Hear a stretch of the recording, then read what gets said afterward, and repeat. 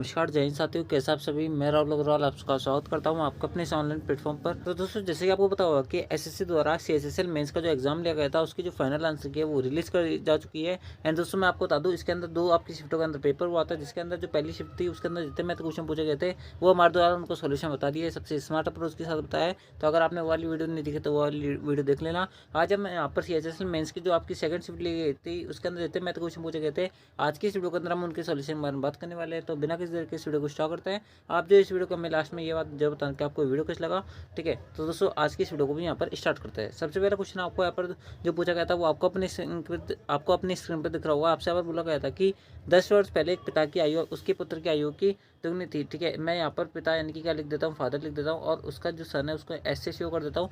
10 साल पहले की बात चल रही है, तो 10 साल पहले यानी कि 10 years अगो, ठीक है। कितनी थी आप बोलोगे, यहाँ पर 3 गुना थी। और उसके अंदर 10 वर्ष बाद यानी कि इसके 10 साल बाद यहाँ पर वर्तमान एज से उसके पिता की आयु उसके पुत्र की आयु की दोगुनी होगी। आप लोगों को बिल्कुल सही बात है। तो आपसे आप बोले जा रहे हैं कि उनकी वर्तमान आयु क्या है। देखो दोस्तों, इनको क्या करना है, इसके बीच का अंतर आप ज्ञात कर लो और इन दोनों रेशो को बराबर कर लो, ठीक है। इसके बीच का रेशो का अंतर आ रहा है 2 का, इसके बीच का रेशो का अंतर आ रहा है 1 का। तो इन दोनों को बराबर करने के लिए मैं इस रेशो को 2 से इंटू कर देता हूँ। तो यहाँ पर 2 से इंटू करूँगा तो 4 बन जाएगा, यहाँ पर कितना बन जाएगा, 2 बन जाएगा। अब यहाँ पर 3 और 4 के बीच में कितना का डिफरेंस आ रहा है, आप लोग यहाँ पर 1 का डिफरेंस आ रहा है। और ये 1 का डिफरेंस एक्चुअल के अंदर कितना है, आप लोग यहाँ पर 10 और 10 यानी कि 20 साल का अंतर है। यानी कि 1 यूनिट की वैल्यू कितनी है आपके पास, यहाँ पर 20 है। तो आपसे अब बोला जा रहा है कि उनकी वर्तमान आयु का रेशियो क्या होगा।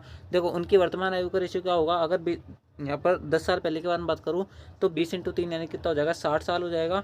उसके अंत में यहाँ पर कितना आ जाएगा, आप बोलोगे यहाँ पर 20 × 1 यानी कि 20 आ जाएगा। और 10 साल और बढ़ाऊंगा तो कितना आ जाएगा, आप बोलोगे यहाँ पर 70:30 आ जाएगा कि नहीं आ जाएगा। आप लोग बिल्कुल आ जाएगा। ये इनकी वर्तमान एज है, क्योंकि ये वाली जो एज थी वो इनकी 10 साल पहले की एज थी आज से। तो इस कारण से इनका जो रेशियो आएगा वो कितना आएगा, आप लोग यहाँ पर 7:3 आएगा, 7:3 आएगा। तो इस प्रकार से आपका जो ऑप्शन 4 हो जाएगा वो करेक्ट हो जाएगा, ठीक है।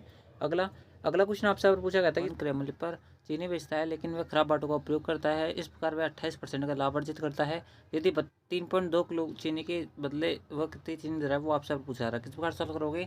देखो, मान लो कि सोन जो है वो 100 रुपये की जो चीज़ है उसको कितने रुपये में बेच रहा है, आपसे यहाँ पर बोला जा रहा है 128 रुपये में बेच रहा है।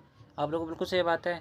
उसका जो यहाँ पर कॉस्ट प्राइस लग रहा है, कि जो एमआरपी ग्राहकों से वसूल कर रहा है वो कितने कितने ग्राम कर रहा है, आप लोग यहाँ पर 3200 ग्राम कर रहा है। लेकिन एक्चुअल के अंदर वो कितने ग्राम दे रहा है, आप लोग यहाँ पर x ग्राम दे रहा है, ठीक है। यानी कि 128 जो है वो 3200 यूनिट की वैल्यू है। तो आपको यहाँ पर 100 यूनिट की वैल्यू बतानी है, यानी कुछ नहीं करना, 3200 बटा 128 × 100 करना है बस। आप इसको सॉल्व कर लो, आपका आंसर आ जाएगा, ठीक है। आप इसको सॉल्व करोगे, क्या आएगा आपके पास, यहाँ पर आप जैसे इसको काटोगे, अब जो 32 से काट लो इसको, ये 100 बार कटेगा, यहाँ पर कितनी बार कटेगा, 25 बार कटेगा, सॉरी 4 बार कटेगा, ठीक है। कितनी बार कटेगा, 4 बार कटेगा। 4 से इसको काटोगे कितनी बार कटेगा, 25 बार कटेगा। 25 × 100 कितना हो जाएगा, 2500 ग्राम हो जाएगा। ऑप्शन 3 करेक्ट होगा, ठीक है।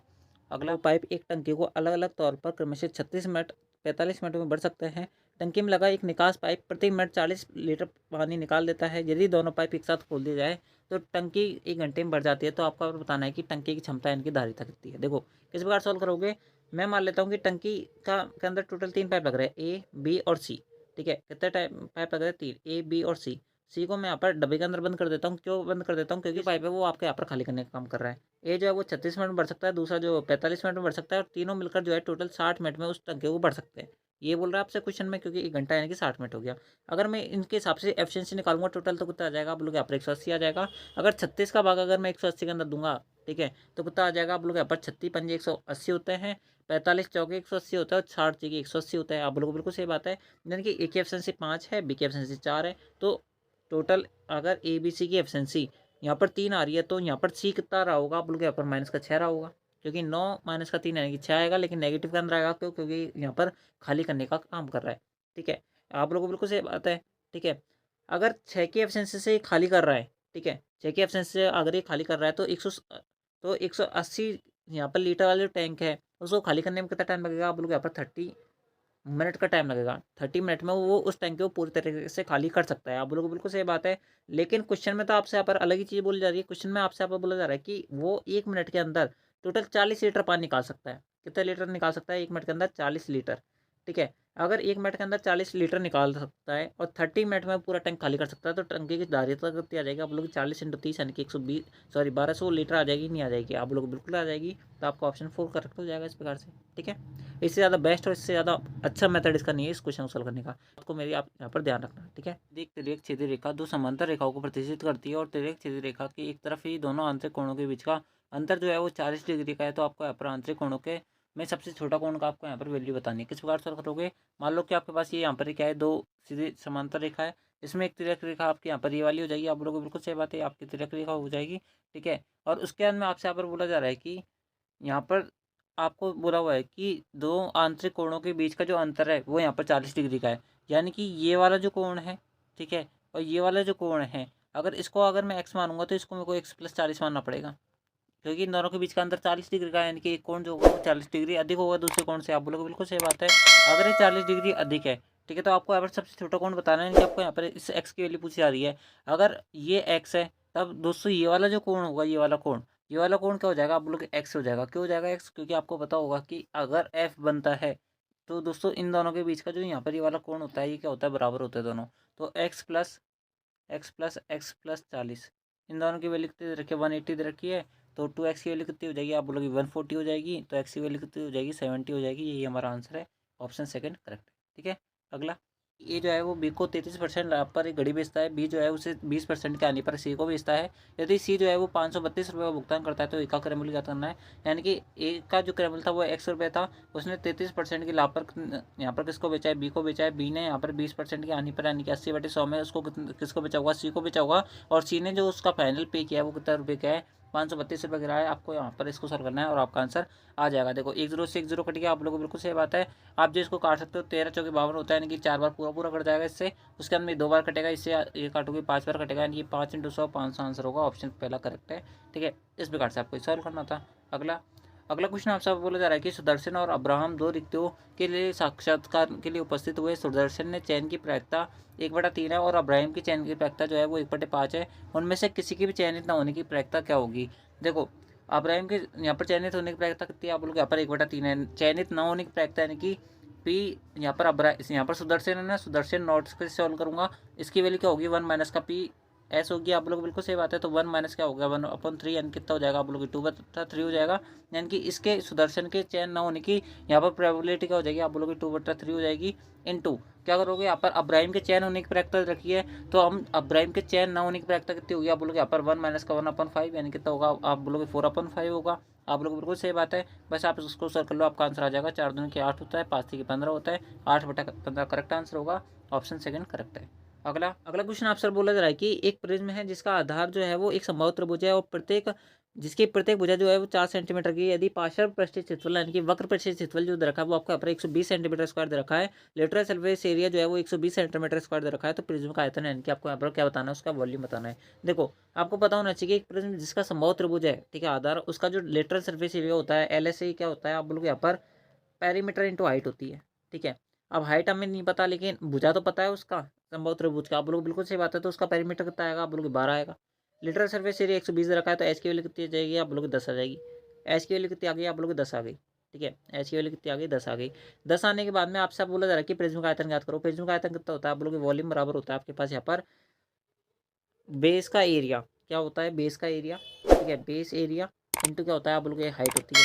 हाइट हमें पता है 10 है, ठीक है। हाइट कितनी है, 10 यानी कि 10 का मल्टीपल आएगा, लेकिन क्योंकि सारी ऑप्शन है तो 10 तो आएगा ही आएगा। अब बेस कौन सा आपका, समबाहु त्रिभुज है। समबाहु त्रिभुज का एरिया कितना होता है, आप लोग √3/4 ए स्क्वायर होता है। ए की वैल्यू कितनी है, आप लोग 4 है, 4 × 4 करूंगा, इसको काटूंगा तो 4 से 4 कट गया, 4 × 10 × √3 यानी कि 40√3। ऑप्शन आपका पहला करेक्ट हो जाएगा, ठीक है। अगला अगला क्वेश्चन आपसे पर बोला जा रहा है कि कॉफी और चाय की जो मूल्य है उसका जो अनुपात है वो कितना दे रखा है, आपका पर 3:4 दे रखा है। एक परिवार द्वारा उपभोग की जाने वाली उनकी मात्रा का जो अनुपात है, यानी कि उनकी जो क्वांटिटी का रेशियो है वो 4:7 दे रखा है। तो आपको यहाँ पर बताना है कि कॉफ़ी और चाय पे होने वाला व्यय का अनुपात कितना है। यानी कि आप ये मानो कि आपके घर में मान लो कि 5 किलो जो दूध है, यानी कि 5 लीटर जो दूध है वो डेली यूज़ में आता है, और 1 लीटर की जो वैल्यू 60 रुपये है। तो आपसे अगर बोला जा रहा है कि आपके द्वारा दूध पर कितना खर्च किया जाता है, तो आप कितना बोलोगे, आप बोलोगे यहाँ पर 60 × 5 करोगे, यानी कि 300 रुपये आपका डेली का पर डे का क्या है, दूध पर किया जाने वाला खर्चा है। वैसे ही आपको यहाँ पर बोला जा रहा है कि एक परिवार में जो यहाँ पर चाय का जो मूल्य है वो इतना दे रखा है, उसकी जो क्वांटिटी है वो उतनी दे रखी है। तो यहाँ पर इसका रेशियो कितना आएगा, यानी कि इन दोनों का यहाँ पर टोटल व्यय कितना आएगा, खर्चा कितना आएगा। आप लोग यहाँ पर 4 × 12 होते हैं, उसके अंदर में 7 × 28 होता है। आप इसको काटो कितनी बार कटेगा, 4 × 12 7 × 28 यानी कितना आ जाएगा, आप बोलोगे 3:7 आ जाएगा। यही हमारा आंसर है, यानी कि ऑप्शन जो पहला हो जाएगा वो करेक्ट हो जाएगा, ठीक है। अगला कि 16% वार्षिक साधारण ब्याज की दर से निवेश की गई 2500 रुपये की धनराशि कितने वर्षों में 41 हो जाएगी। यानी कितने रुपये का आपको ब्याज चाहिए आप लोग यहाँ पर 2001 1600 रुपये का ब्याज चाहिए, कितने पर चाहिए आप लोग यहाँ पर 2500 पे चाहिए। इंटू क्या करोगे आप यहाँ पर 16 करोगे, इंटू क्या करोगे एक्स करोगे, यानी कि टी टाइम करोगे, बटे में क्या करोगे 100 करोगे। 100 से 100 कटिए, 16 से 1600 कट जाएगा, यानी कि 100 बार कटेगा, 25 से काटोगे 4 बार कटेगा, 4% आंसर है।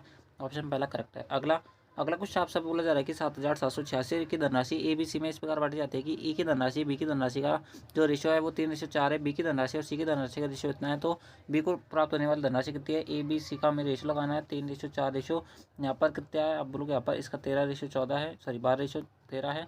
इसको सॉल्व करोगे कितना आ जाएगा आप लोग यहाँ पर 12×3 = 36, 12×4 = 48, उसके अंदर आएगा 3×4 = 52, इस प्रकार से आएगा। ठीक है, यानी कि ए बी सी की रेशियो कितना आ गया आप लोग यहाँ पर इस प्रकार से आ गया। आप जो 2 से काट सकते हो, इसको कितने बार कटेगा 18 दूनी 36 होता है, 14 दूनी 48 होता है, 16 दूनी 32 होता है, और इसको काटो कितनी बार कटेगा आप लोग यहाँ पर 9 बार कटेगा, ये कटेगा 12 बार, ये कटेगा यहाँ पर आपके पास 8 बार। ठीक है, 9 12 8 का क्या हो जाएगा रेशियो आ जाएगा, 9 12 8 का आपके पास क्या आ गया रेशियो आ गया। ठीक है, क्या आ गया 9 12 और 8 का रेशियो आ गया। आपसे आप बोला जा रहा है कि बी को प्राप्त होने वाली राशि कितनी है। तीनों को मिलाकर 7786 रुपये मिल रहा है, यानी कि इन तीनों को मिलाकर कितने रुपये मिल रहा है बोलोगे यहाँ पर 29 रुपये मिल रहा है। 29 यूनिट की वैल्यू 7786 दे रखी है, तो आपको यहाँ पर बी को प्राप्त होने वाली राशि यानी कि 12 का मल्टीपल आंसर होगा।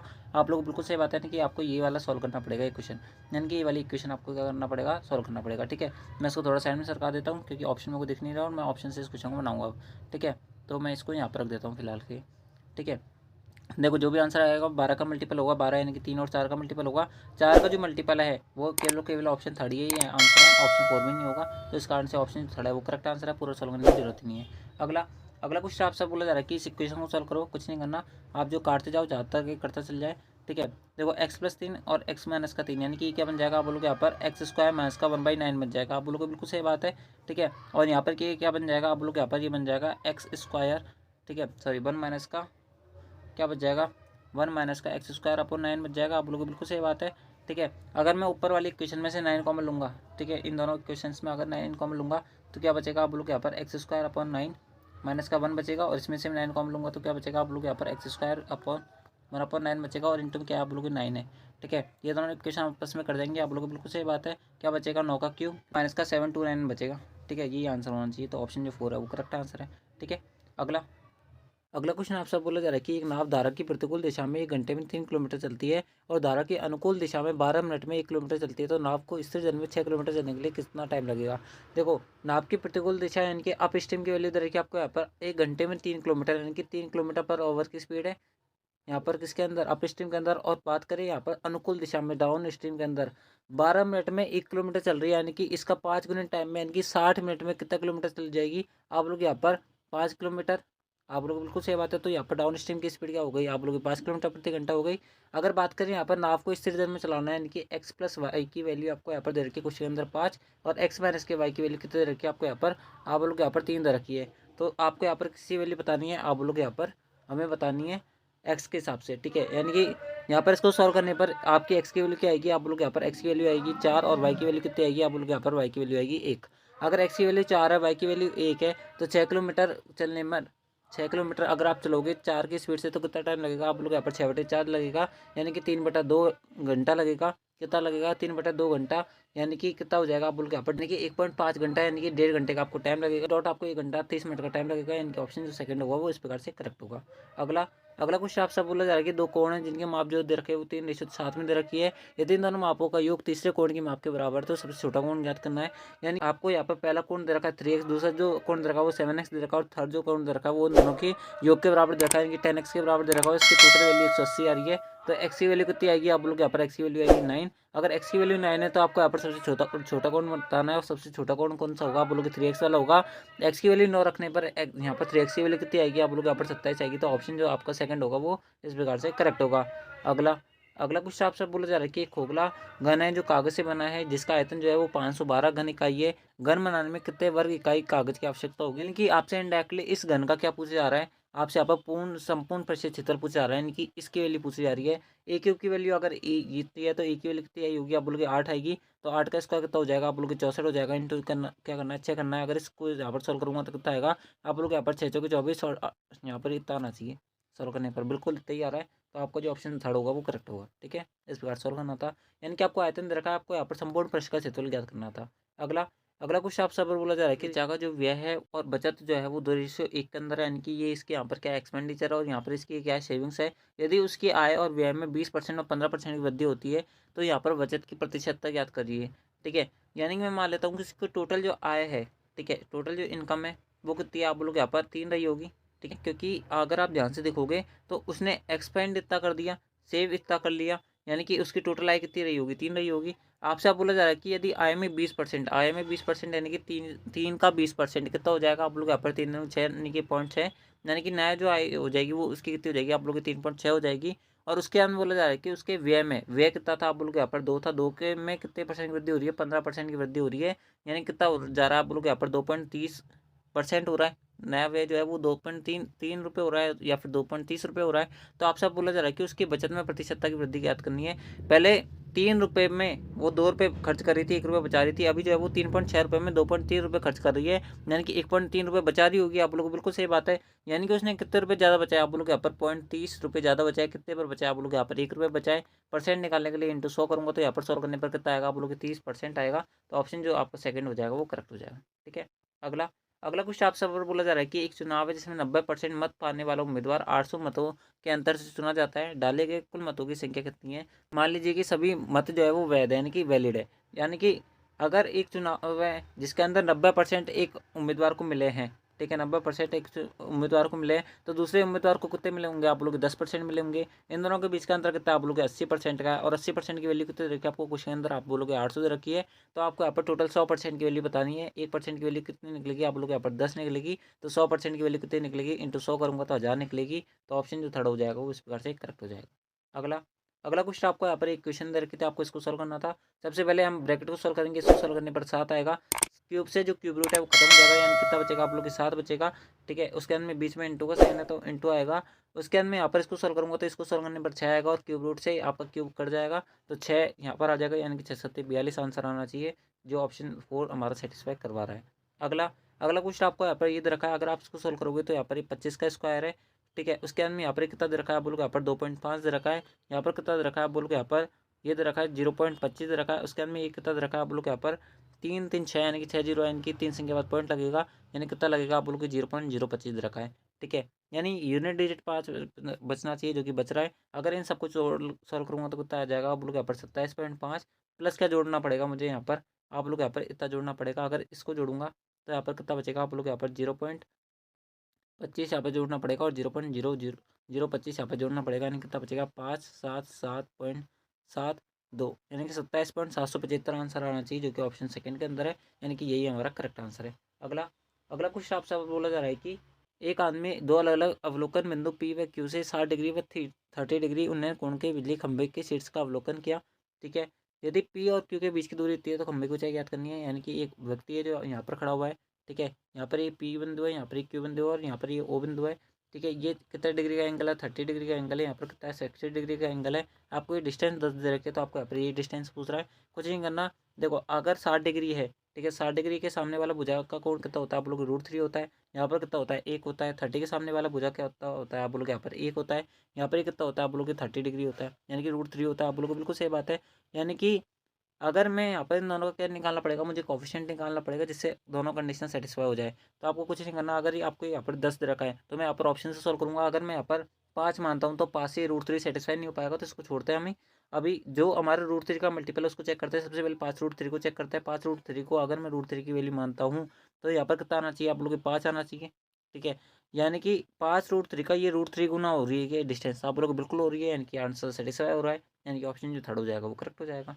अगला अगला क्वेश्चन आपसे बोला जा रहा है कि 6 के प्रथम 8 गुणजों का औसत क्या होगा। देखो 6 के प्रथम 8 गुणज कौन से है, आप लोग यहाँ पर 6 एक, तो एक 12 है, एक 18 है, एक कितना है, आप लोग यहाँ पर 24 है, एक कितना है 30 है, एक कितना है 36 है, एक कितना है 42 है, एक कितना है 48 है।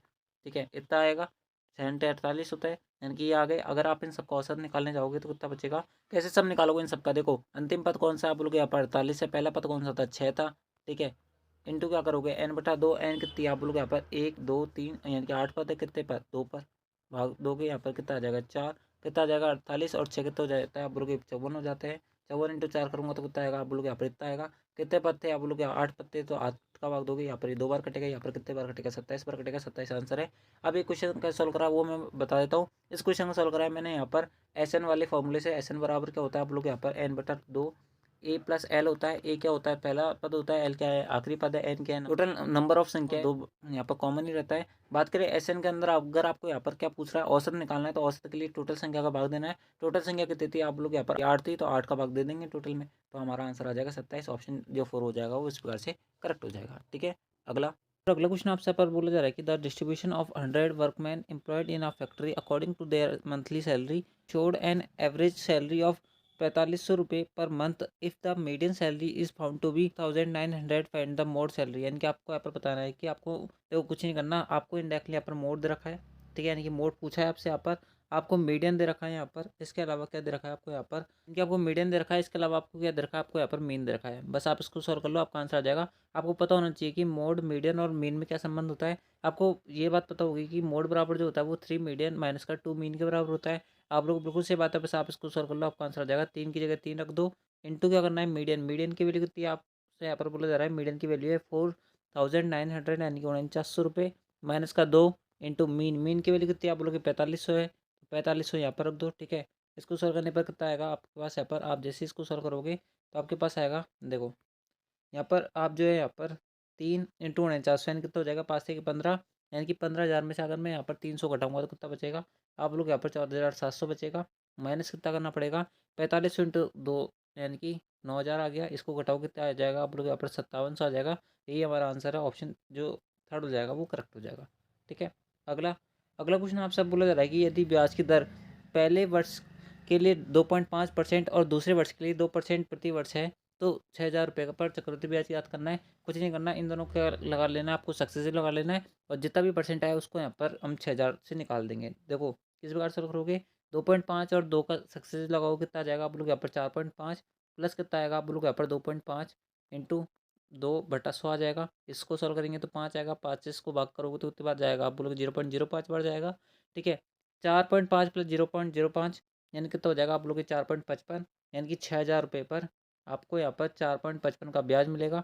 इंटू 100 कर लो, आपका आंसर आ जाएगा। 2 जीरो से 2 जीरो कट गया, इसको काटोगे यहाँ पर एक बट्टी में 100 आएगा। 1 जीरो से 1 जीरो कट गया, यानी कि 45 इंटू 6 करना है हमें, सॉरी 455 इंटू 6 करना है, और भाग क्या करना है 10 करना है। ठीक है, 455 इंटू 6 45 दूनी 90 होता है, और 9 27 यानी कि 2700 तो वो हो गए। उसके बाद में 30 अलग होगा, यानी कितना हो जाएगा 200, 2730 हो गया। बट्टी में कितना था 10 था, 10 से भाग करोगे तो कितना आ जाएगा आप बोलोगे यहाँ पर 273 आ जाएगा। तो ऑप्शन जो पहला हो जाएगा वो करेक्ट हो जाएगा। ठीक है, अगला अगला क्वेश्चन हम सब पर बोला जा रहा है कि 69 और 92 के बीच में आने वाली आबादी संख्याओं का औसत यानी कि एवरेज ज्ञात करना है। देखो किस प्रकार सॉल्व करोगे, 69 और 92 के बीच में कौन कौन सी आबादी संख्या आती है ये आपको यहाँ पर पता होना चाहिए। सबसे पहले जो आबादी संख्या आती है वो कौन सी आती है आप लोग यहाँ पर 71 आती है, फिर कौन सी आती है आप लोग की 73 आती है, उसके बाद में कौन सी आती है आप लोग यहाँ पर 79 आती है, उसके बाद में कौन सी आती है आप लोग की 83 आती है, उसके बाद में कौन सी आती है आप लोग की 89 आती है। ठीक है, ये टोटल 6 संख्या है जो आपके यहाँ पर बीच में आती है, जो कि आपके यहाँ पर आबादी संख्या है। ठीक है, अगर आप इन सबका एवरेज निकालोगे तो किस प्रकार से सॉल्व करोगे, एवरेज निकालने के लिए आप जो वेटेड एवरेज से कर लो। मान लो कि इन सबका एवरेज जो है वो 80 है, अगर आप इन सबका एवरेज 80 मान के सॉल्व करते हो तो यहाँ पर ये कितना कम है आप बोलोगे 9 कम है, यहाँ पर ये कितना कम है आप बोलोगे 7 कम है, यहाँ पर ये कितना कम है 1 कम है, यहाँ पर ये कितना ज़्यादा है 3 ज़्यादा है, और यहाँ पर ये कितना ज़्यादा आप बोलोगे 9 ज़्यादा है। अगर आप इसको काटोगे तो 9 से 9 कट गया, 3 से यहाँ पर अगर यहाँ पर इसको घटाओगे तो प्लस का 2 आएगा, और प्लस का 2 यहाँ पर कितना हो जाएगा आप बोलोगे माइनस का 5 हो जाएगा। कितना हो जाएगा माइनस का 5 हो जाएगा। माइनस का 5 आपका यहाँ पर ये हो गया। टोटल संख्या कितनी थी आप लोग यहाँ पर 1 2 3 4 5 5 संख्या थी, तो 5 का भाग माइनस के 5 में दोगे कितना आ जाएगा आप लोग माइनस का 1 आ जाएगा। इस माइनस 1 को अगर आप 80 के अंदर जोड़ोगे तो उतना आ जाएगा आप लोग यहाँ पर 79 आ जाएगा, यानी कि ऑप्शन जो पहला हो जाएगा वो करेक्ट हो जाएगा।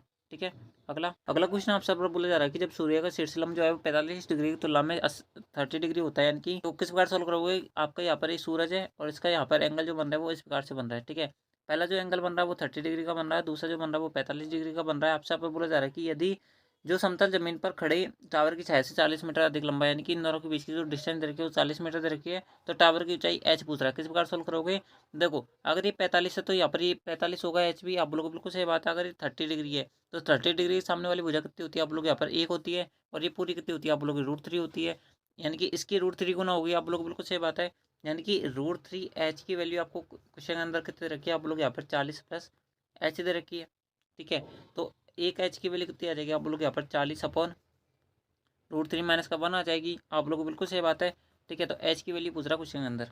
अगर आप इसका यहाँ पर परिमेयकरण करोगे ठीक है, तो कितना आ जाएगा आप लोग √3+1 आ जाएगा। यहाँ पर कितना आ जाएगा √3+1 आ जाएगा। इसको सॉल्व करोगे तो कितना आ जाएगा 3 √3 का स्क्वायर यानी कि 3, 3 माइनस का 1 यानी कि 2, 2 से बात करोगे यहाँ पर 40 के अंदर, तो क्या आ जाएगा आप लोग यहाँ पर 20 इंटू √3+1 आंसर आना चाहिए। बिल्कुल ऑप्शन पहला करेक्ट हो जाएगा इस प्रकार से।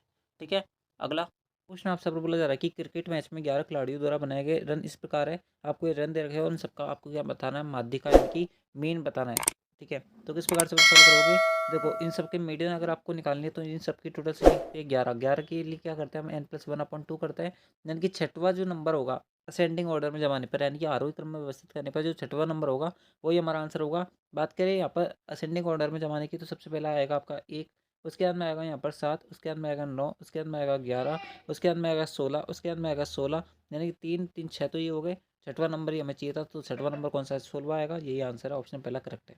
ठीक है, अगला अगला क्वेश्चन आपसे बोला जा रहा है कि त्रिभुज XYZ और त्रिभुज XYZ है। ठीक है, ये आपका एक त्रिभुज है, ये त्रिभुज XYZ है।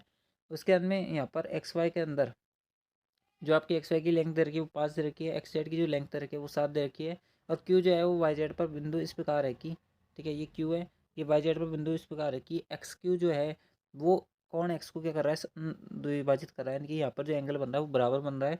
तो YQ रेशियो आपको क्या बताना है, QZ बताना है, YQ रेशियो QZ, यानी कि इसको x मान लेता हूँ, इसको y मान लेता हूँ, तो कुछ नहीं आएगा, जो x की वैल्यू जो आएगी 5 आएगी और y की वैल्यू 7 ही आएगी। ये तो नॉर्मल सा क्वेश्चन था, यानी कि ऑप्शन जो सेकंड हो जाएगा वो करेक्ट हो जाएगा। अगला अगला क्वेश्चन आपसे पर बोला जा रहा है कि पुत्र और पिता की आयु का जो योग है वो 52 वर्ष है, यानी कि सन प्लस आपको फादर दे रखा है, इसकी एज की टोटल एज दे रखी है 52। 4 वर्ष बाद पिता की आयु पुत्र की आयु से 4 गुना होगी। ठीक है, मान लेता हूँ पिता की जो आयु है वर्तमान में वो एफ है, और यहाँ पर जो सन है उसकी आयु कितनी है, एस है।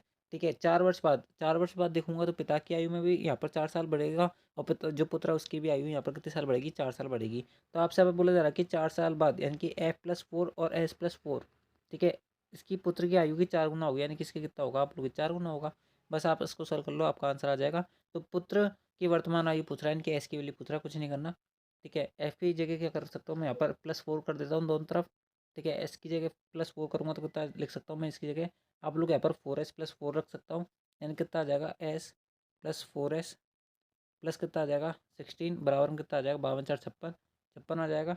अगर आप इसको सॉल्व करोगे तो कितना आ जाएगा आप लोग यहाँ पर, एस की वैल्यू आ जाएगी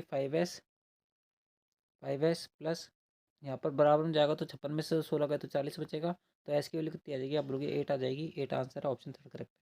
अगला अगला क्वेश्चन आपसे अब बोला जा रहा है कि एक निश्चित बिल है जिस पर 27% छूट और 20% 10% दो क्रमों की छूटें दी जाती है, जिनकी छूटों के बीच का अंतर इतना है, तो बिल की धनराशि याद करना है। कुछ नहीं करना, 27% और इन दोनों का सक्सेसिव लगाना है। 20+10 का सक्सेसिव लगाओगे तो कितना आ जाएगा आप लोग यहाँ पर 20+10 30 होता है, 30 में से 2 गए तो 28 हो गया, यानी कि 28% और 27% के बीच का अंतर, यानी कि 1% की वैल्यू जो दे रखी है वो 56 दे रखी है। अगर 1% की वैल्यू 56 है तो 100% की वैल्यू कितनी हो जाएगी आप लोग की 56 हो जाएगी। तो ये हमसे पूछ रहा था, ये बिल की धनराशि, यानी कि ऑप्शन जो सेकंड हो जाएगा वो करेक्ट हो जाएगा। सबसे पर बोला जा रहा है कि एक विद्यालय जिसमें 35 गैर शिक्षण स्टाफ यानी नॉन टीचिंग स्टाफ है, उसके जो मेंबर है उन सभी का, यहाँ पर सभी कर्मचारी सहित 40 जो कर्मचारी है उनका औसत वेतन 4,000 है। यदि गैर शिक्षण स्टाफ यानी कि नॉन टीचिंग स्टाफ है उन सभी सदस्यों का जो औसत वेतन है वो 42 रुपये है, तो विद्यालय के शेष स्टाफ का औसत वेतन ज्ञात करना है। कुछ नहीं करना, 40 अगर यहाँ पर क्या है टोटल कर्मचारी जिसमें से 35 जो है वो नॉन टीचिंग स्टाफ है, तो बच गए कितने आप लोग यहाँ पर, बच गया हमारे पास 5, जो क्या है हमारे पास टीचिंग स्टाफ है। इन सब नॉन टीचिंग स्टाफ की सैलरी कितनी आपसे यहाँ पर बोला जा रहा है 4200। ठीक है, और इसकी हमें सैलरी याद करनी है, इसको एक्स लगा देते हैं, दोनों का एवरेज कितना आ रहा है, टोटल आप लोगों की 4,000 आ रहा है। आप लोगों को बिल्कुल सही बात है, तो आपको एक्स की वैल्यू याद करनी है, बस आप इसको सॉल्व कर लो, आपका आंसर आ जाएगा। ये कितना ज़्यादा है आप लोगों की 200 ज़्यादा है, अगर मैं इसको रेशियो में काटूंगा तो 7:1 में कटेगा। ठीक है, यानी कि 7 दूनी कितना होता है आप लोगों की 1400 होता है। ठीक है, 1400 यहाँ पर आ गया, आप लोगों को बिल्कुल सही बात है। अगर यहाँ पे पॉजिटिव आया तो हमें यहाँ पर नेगेटिव करना पड़ेगा, यानी कितना आ जाएगा आप लोग यहाँ पर 4,000 माइनस का 1400, यानी कि 2600 आंसर आना चाहिए। बिल्कुल ऑप्शन थर्ड करेक्ट है। ठीक है, अगला क्वेश्चन आपसे आपको बोला जा रहा है कि एक लंबा आयतकार डब्बा है जिसकी जो लंबाई है वो यहाँ पर आपको दे रखी है 1.6 मीटर, चौड़ाई जो दे रखी है वो 90 सेंटीमीटर दे रखी है, और ऊंचाई जो दे रखी है वो आपको यहाँ पर 60 सेंटीमीटर दे रखी है। और आपसे यहाँ पर बोला जा रहा है कि 6 सेंटीमीटर 5 सेंटीमीटर और 40 mm आयामों वाले साबुन के केकों को डब्बे में इस प्रकार पैक किया जाना है कि डिब्बे में कोई जगह खाली ना बचे, तो डब्बे में कितने जो केक है वो फिक्स किए जा सकते हैं। यानी कि आपको सिंपली कुछ नहीं करना, इसके अंदर इन सबका जो गुणा करके इन तीनों यहाँ पर जो नंबर दे रखा है इसका भाग देना और आपका आंसर आ जाएगा। देखो अब चूंकि यहाँ पर क्या दे रखा है, ये मिलीमीटर में भी दे रखा है और आपको मीटर के अंदर दे रखा है, तो आप मेरे लिए सबसे ज़्यादा बेस्ट ये रहेगा कि मैं इन सबको यहाँ पर सेंटीमीटर में कन्वर्ट कर लूँ तो ज़्यादा बेस्ट पड़ेगा। अगर मैं 1.6 मीटर को सेंटीमीटर में कन्वर्ट करूँगा तो हो जाएगा आप लोग यहाँ पर 160 सेंटीमीटर हो जाएगा। 90 सेंटीमीटर अपनी जगह सही है और 60 सेंटीमीटर अपनी जगह सही है।